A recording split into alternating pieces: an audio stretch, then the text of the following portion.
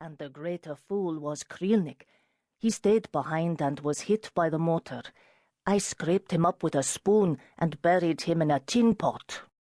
The Prasad's imperial black eagles flinched when Yosef clenched his fist. He watched them and said, "Stupid Pole." "I thought you were a Pole," Kate said. "Yes, of course, but a Lithuanian Pole." "Ah, I see. I hadn't realized there was such a difference." "You needn't play dumb with me," Yosef said. "All the world knows there is." It pained her to think of the future he would inherit, even more to imagine the future he and other young soldiers, creations of the recent past, might construct. The tin roof vibrated in the buffeting wind, moaning like a violin, and her eye followed the noise down the length of the ward. Rubber hot water bottles hung from the rafters, and copper pots boiled atop the brick stoves.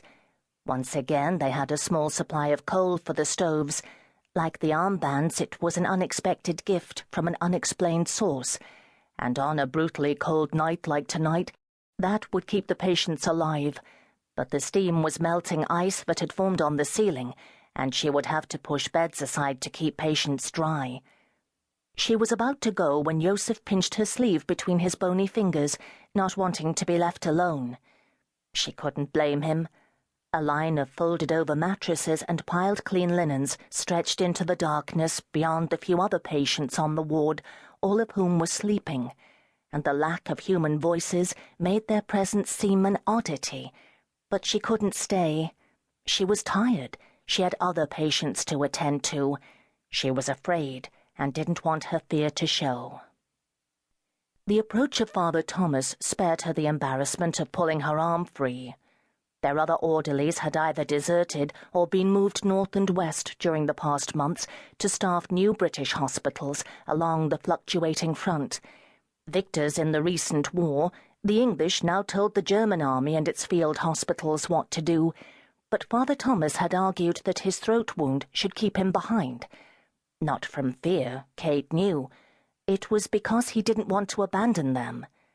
A hinged metal pipe inserted into a hole cut in his throat, held in place by surgical tape and a small paper disc, its opening covered by a square of sterile muslin.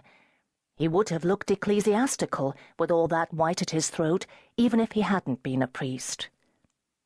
He entered the circle of lamplight, air clicking and whistling through the pipe as he walked, and gestured that he'd watch over Yosef and move the beds.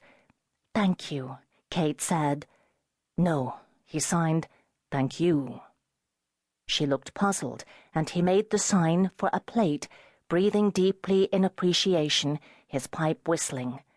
"Ah, yes," she said, understanding. "Supper."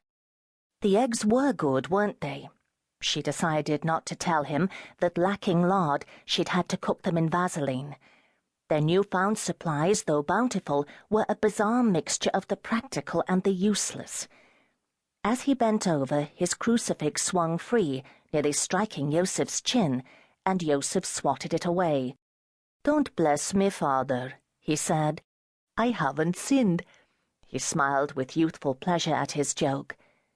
"Here, then," Father Thomas signed, removing his crucifix and giving it to Yosef. "Take this." "What? Why?"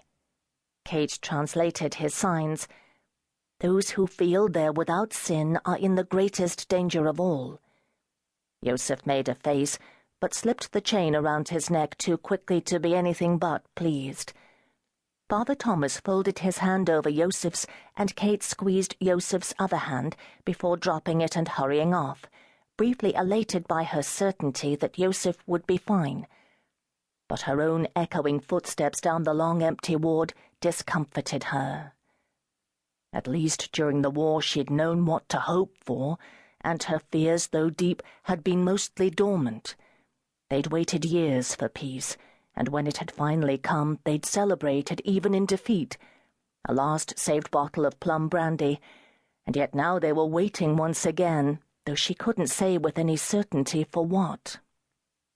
Even before the armistice, they'd lived through outbreaks of civil war in Germany, Russia, Poland, and the Ukraine, and in the months since, they'd moved their hospital a half-dozen times to either escape